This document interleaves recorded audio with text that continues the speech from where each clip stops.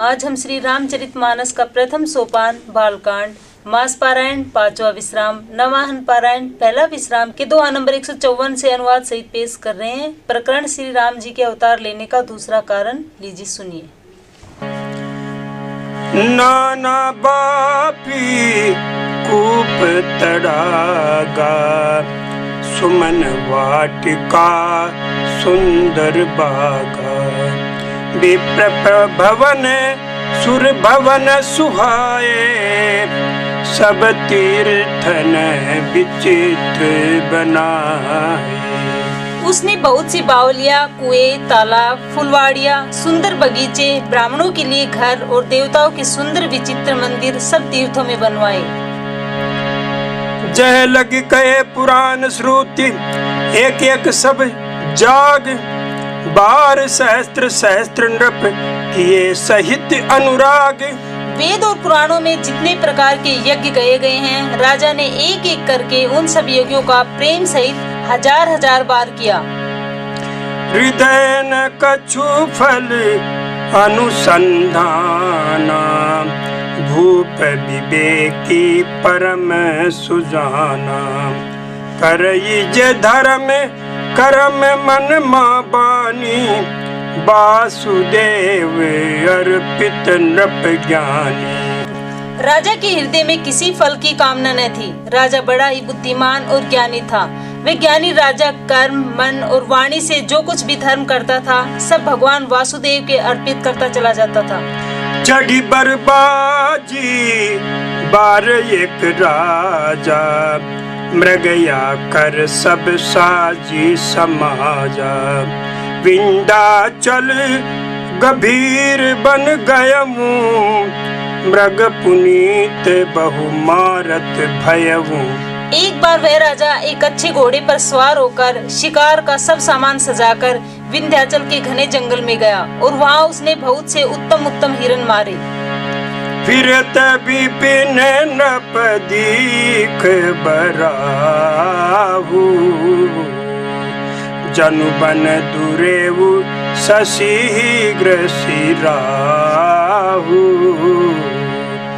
बड़ विधु नहीं समात मुख माही, मनहु क्रोध बस उगीलत नाही। राजा के वन में फिरते हुए एक सूअर को देखा। दांतों के कारण वैसा दिख पड़ता था मानो चंद्रमा को ग्रस कर मुंह में पकड़कर राहु वन में आ छिपा हो। चंद्रमा बड़ा होने से उसके मुंह में समाता नहीं है और मानो क्रोधवश वह भी उससे उगलता नहीं है। कोल कराल दसन छवि गाई, तनु विशाल पीवर अधिकाई, गुरगुराते हैं आरो पाए, चकित बिलोकत कान उठाए। यह तो सूअर के भयानक दांतों की शोभा कही गई। इधर उसका शरीर भी बहुत विशाल और मोटा था। घोड़े की आहट पाकर वह गुरगुराता हुआ कान उठाए चौकन्ना होकर देख रहा था। नील महेश्वर शिखर सम देख विशाल बराहु, चपरी चले है सुटकी नृप हाकिन होई निभाऊ। नील पर्वत के शिखर के समान विशाल शरीर वाले उस सूअर को देखकर राजा घोड़े को चाबुक लगाकर तेजी से चला और उसने सूअर को ललकारा कि अब तेरा बचाव नहीं हो सकता।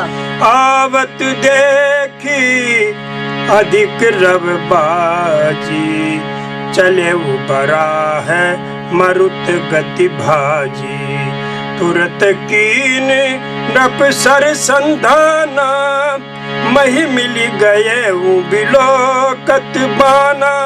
अधिक शब्द करते हुए घोड़े को अपनी तरफ आता देखकर सूअर पवन वेग से भाग चला। राजा ने तुरंत ही बाण को धनुष पर चढ़ाया। सूअर बाण को देखते ही धरती में दुबक गया। तकी तकी तीर महिष चलावा, करी छल सुअर शरीर बचावा, प्रगट दुरत जाई मृग भागा। ऋष बस भूप चले वो संग लागा। राजा तक तक कर तीर चलाता है, परंतु सुअर छल करके शरीर को बचाता जाता है। वह पशु कभी प्रकट होता और कभी छिपता हुआ भाग जाता था, और राजा भी क्रोध के वश उसके साथ पीछे लगा चला जाता था। गए वो दूरी घन गहने बराहू, जय नाहिने गजबाजी निबाहू। अति अकेले बन विपुल कलेसु, तदपि न मृग मग जय तजई नरेसु। सुअर बहुत दूर ऐसे घने जंगल में चला गया जहाँ हाथी घोड़े का निभा नहीं था। राजा बिल्कुल अकेला था और वन में कलेश भी बहुत था। फिर भी राजा ने उस पशु का पीछा नहीं छोड़ा। कोल बिलो की भूप बड़ धीरा, भागी पैठ गिर गुहा गभीरा। अगम देखी नृप अति पछताई, फिरे वो महाबन परे वो भुलाई। राजा को बड़ा धैर्यवान देखकर सुअर भागकर पहाड़ की एक गहरी गुफा में जा घुसा। उसमें जाना कठिन देखकर राजा को बहुत पछताकर लौटना पड़ा, पर उस घोर वन में वह रास्ता भूल गया। खेद खिन्न क्षुधित त्रुषित राजा बाजी समेत, खोजत व्याकुल सरित सर जल बिनु भयउ अचेत। बहुत परिश्रम करने से थका हुआ और घोड़े समेत भूख प्यास से व्याकुल राजा नदी तालाब खोजता खोजता पानी बिना बेहाल हो गया। फिरत विपिन आश्रम एक देखा, तह बस नृपति कपट मुनि बेसा। जासु देश नृपलीन चढ़ाई, समर सेन तजी गए वो पराई। वन में फिरते फिरते उसने एक आश्रम देखा। वहाँ कपट से मुनि का वेश बनाए एक राजा रहता था, जिसका देश राजा प्रताप भानु ने छीन लिया था और जो सेना को छोड़कर युद्ध से भाग गया था। समय प्रताप भानु कर जानी, आपन अति असमय अनुमानी। गए उन ग्रह मन बहुत गलानी, मिलान राजही नृप अभिमानी। प्रताप भानु का समय अच्छे दिन जानकर और अपना कुसमय अनुमान लगाकर उसने मन में बड़ी गलानी हुई। इससे वह न तो घर गया और न यमान होने के कारण राजा प्रताप भानु से ही मिला। ऋषउर मारी रंक जिमी राजा, विपिन बसये तापस के साजा। तासु समीप गवन नृप कीना, यह प्रताप रवि तेहि तब चीना। दरिद्र की भांति मन ही में क्रोध को मारकर वह राजा तपस्वी के वेश में वन में रहता था। राजा प्रताप भानु उसी के पास गया। उसने तुरंत पहचान लिया कि यह प्रताप भानु है। रावु त्रसित नहीं सो पहचाना, देख सुवेश महामुनि जाना। उत्तरी तुरग के कीन प्रणामा, परिम चतुर न कहे निज नामा। राजा प्यासा होने के कारण व्याकुलता में उसे पहचान न सका। सुंदर वेश देखकर राजा ने उसे महामुनि समझा और घोड़े से उतरकर उसे प्रणाम किया, परंतु बड़ा चतुर होने के कारण राजा ने उसे अपना नाम नहीं बतलाया। भूपति त्रसित बिलोकिते सरबरुदीन दिखाई, मज्जन पान समेत है कीन नृपति हर्षाई। राजा को प्यासा देखकर उसने सरोवर दिखला दिया। हर्षित होकर राजा ने घोड़े समेत उसमें स्नान और जलपान किया। गए श्रम सकल सुखी नृप भयऊ, निज आश्रम तापस ले गयऊ। आसन दीन अस्त्र रवि जानी, पुनि तापस बोले मृदुबानी। सारी थकावट मिट गई, राजा सुखी हो गया। तब तपस्वी उसे अपने आश्रम में ले गया और सूर्यास्त का समय जानकर उसने राजा को बैठने के लिए आसन दिया। फिर वह तपस्वी कोमल वाणी से बोला, को तुम कस बन फिर हूँ अकेले, सुंदर जुबां जीव पर हेले, चक्रवर्ती के लक्षण तोरे, देखत दया लागी अति मोरे। तुम कौन हो? सुंदर युवक होकर जीवन की परवाह न करके वन में अकेले क्यों फिर रहे हो? तुम्हारे चक्रवर्ती राजा के से लक्षण देखकर मुझे बड़ी दया आती है। नाम प्रताप भानु अमनीसा, तासु सचिव में सुनहु मुनीसा, फिरती अहेरे पर वो बुलाई, बड़े भाग देखूं पद आई। राजा ने कहा, हे मुनीश्वर सुनिए, प्रताप भानु नाम का एक राजा है और मैं उसका मंत्री हूँ। शिकार के लिए फिरते हुए राह भूल गया हूँ। बड़े भाग्य से यहाँ आकर मैंने आपके चरणों के दर्शन पाए हैं। हम कह दुर्लभ दरस तुम्हारा, जानत हो कछु भल होनिहारा, कह मुनितात भयउ अंधियारा, जो जन सतरी नगरु तुम्हारा। हमें आपका दर्शन दुर्लभ था, इससे जान पड़ता है कि कुछ भला होने वाला है। मुनि ने कहा, हे तात, अंधेरा हो गया, तुम्हारा नगर यहाँ से 70 योजन पर है। निशा गौर गंभीर बन पंथन सुनहु सुजान, बसु आज अस जानी तुम्हें जय होत बिहान। हे सुजान सुनो, घोर अंधेरी रात है, घना जंगल है, रास्ता नहीं है। ऐसा समझकर तुम आज यही ठहर जाओ, सवेरे होते ही चले जाना। तुलसी जसी भवतव्यता तैसी मिलई सहाय, आपन आवई ताहि पही ताहि तहाँ ले जाए। तुलसीदास जी कहते हैं, जैसी भविष्यवक्ता होती है वैसी ही सहायता मिल जाती है। या तो वह आप इसके पास आ जाती है या उसको वहाँ ले जाती है। भले ही नाथ आयसु धरि सीसा, बांध तुरग तरु बैठ महिषा, नप बहु भांति प्रशंसेउ ताहि, चरण बंदी निज भाग्य सराही। हे नाथ, बहुत अच्छा। ऐसा कहकर और उसकी आज्ञा सिर चढ़ाकर घोड़े को वृक्ष से बांधकर राजा बैठ गया। राजा ने उसकी बहुत प्रकार से प्रशंसा की और उसके चरणों की वंदना करके अपने भाग्य की सराहना की। पुनि बोले मृदु गिरा सुहाई, जानी पिता प्रभु करहूं डिठाई, मोहि मुनीस सुत सेवक जानी, नाथ नाम निज कहूँ बखानी। फिर सुंदर कोमल वाणी से कहा, हे प्रभु, आपको पिता जानकर मैं डिठाई करता हूँ। हे मुनीश्वर, मुझे अपना पुत्र और सेवक जानकर अपना नाम धाम विस्तार से बतलाइए। तेहि न जान नप नप ही सो जाना, भूप सुरदय सो कपट सयाना, बैरी पुनि छत्री पुनि राजा, छल बल कीन चाहे निज काजा। राजा ने उसको नहीं पहचाना, पर वह राजा को पहचान गया था। राजा तो शुद्ध हृदय था और वह कपट करने में चतुर था। एक तो वैरी, फिर जाति का क्षत्रिय, फिर राजा। वह छल बल से अपना काम बनाना चाहता था।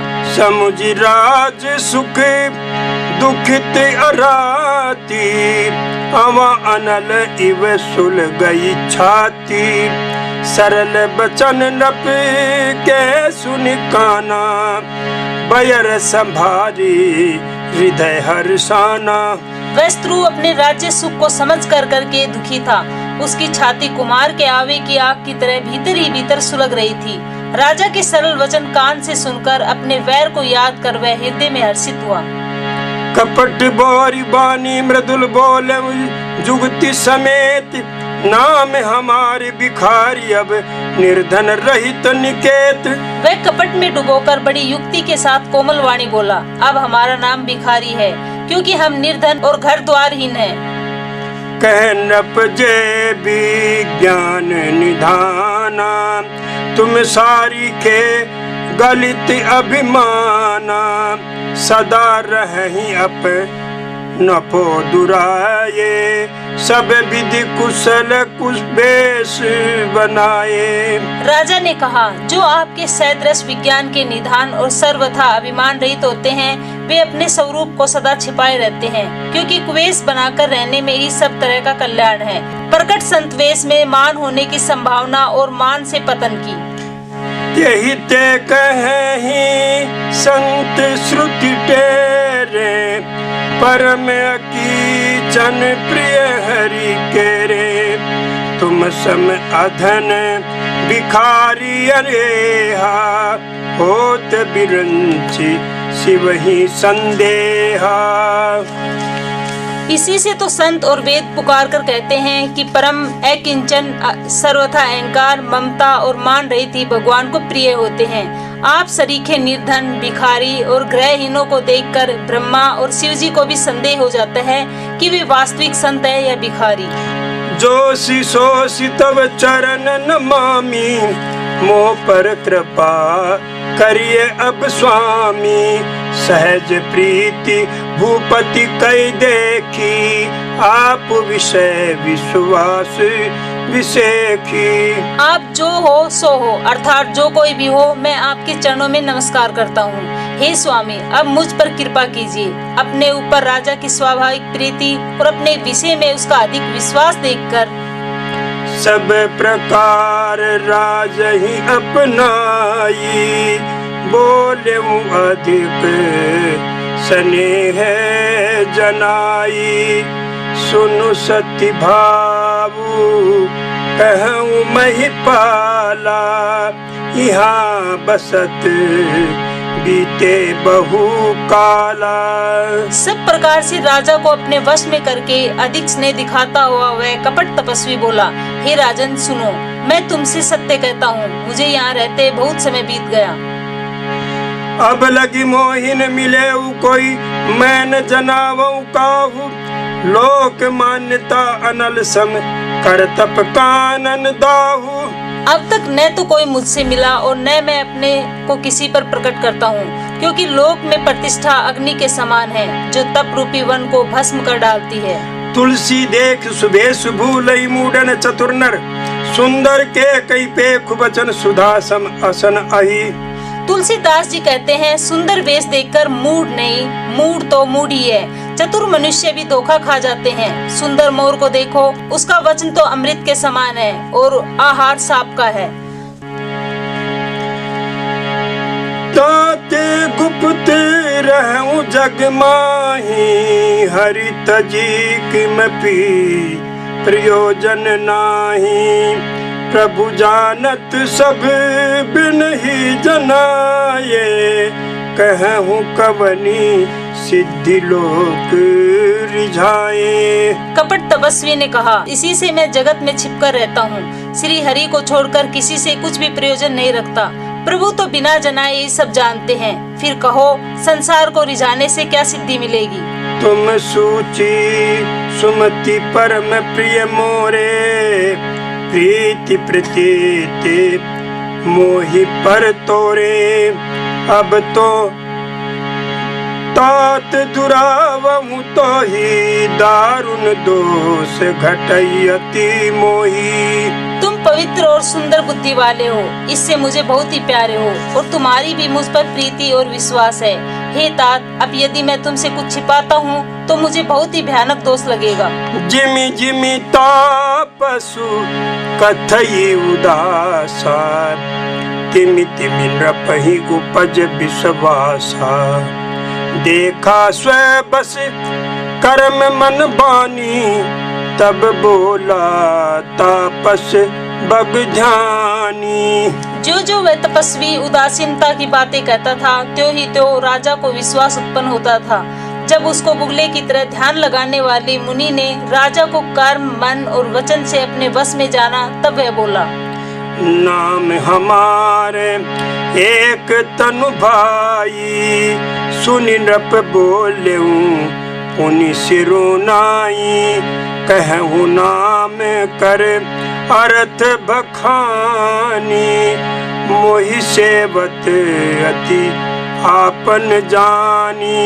हे भाई, हमारा नाम एक तनु है। यह सुनकर राजा ने फिर सिर नवाकर कहा, मुझे अपना अत्यंत अनुरागी सेवक जानकर अपने नाम का अर्थ समझाकर कहिए।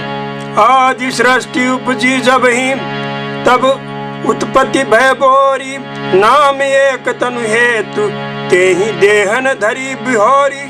कपटी मुनि ने कहा, जब सबसे पहले सृष्टि उत्पन्न हुई थी तभी मेरी उत्पत्ति हुई थी, तब से मैंने फिर दूसरा देह नहीं धारण किया, इसी से मेरा नाम एक तनु है।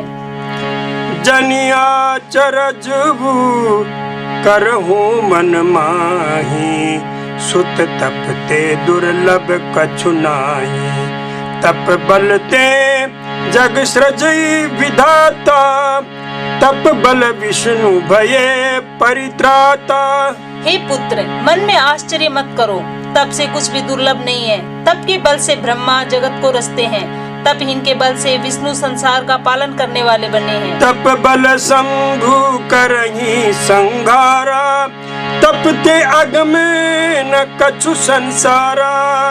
भयउ न पही सुनि अति अनुरागा, कथा पुरातन कहीं सो लागा।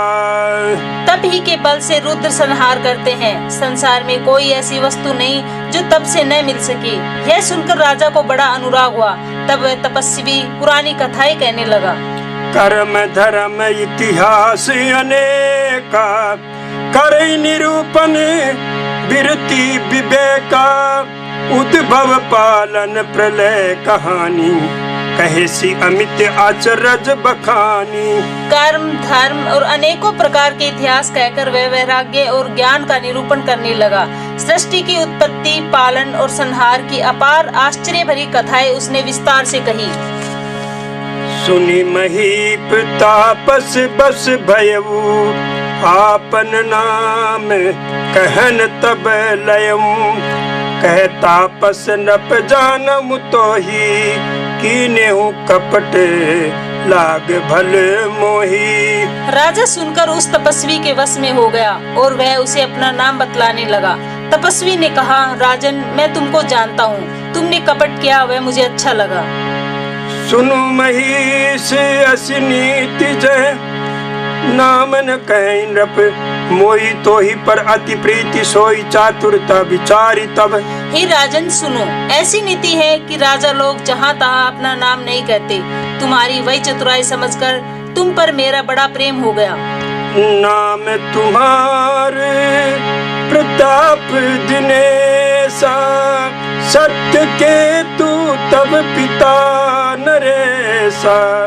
गुरु प्रसाद सब जानिए राजा, कहीं न आपन जानिए काजा। तुम्हारा नाम प्रताप भानु है। महाराज सत्यकेतु तुम्हारे पिता थे। हे राजन, गुरु की कृपा से मैं सब जानता हूँ, पर अपनी हानि समझकर कहता नहीं।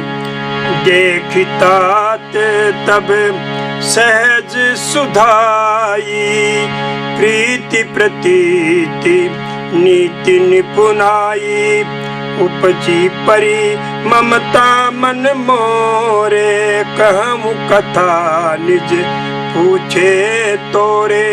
हे तात, तुम्हारा स्वाभाविक सीधापन, सरलता, प्रेम, विश्वास और नीति में निपुणता देखकर मेरे मन में तुम्हारे ऊपर बड़ी ममता उत्पन्न हो गई है। इसीलिए मैं तुम्हारे पूछने पर अपनी कथा कहता हूँ। अब प्रसन्न मैं संशय नाही, मांगू जो भूप भाव मन माही। सुनि सुबचन भूपति हर्षाना, गई पद विनय कीने विधि नाना। अब मैं प्रसन्न हूँ, इसमें संदेह न करना। हे राजन, जो मन को भाए वही मांग लो। सुंदर वचन सुनकर राजा हर्षित हो गया और मुनि के पैर पकड़कर उसने बहुत प्रकार से विनती की। कृपा सिंधु मुनि दर्शन तोरे, चारि पदारथ करतल मोरे। प्रभु ही तथापि प्रसन्न बिलोकी, मागी अग में बर होऊं अशोकी।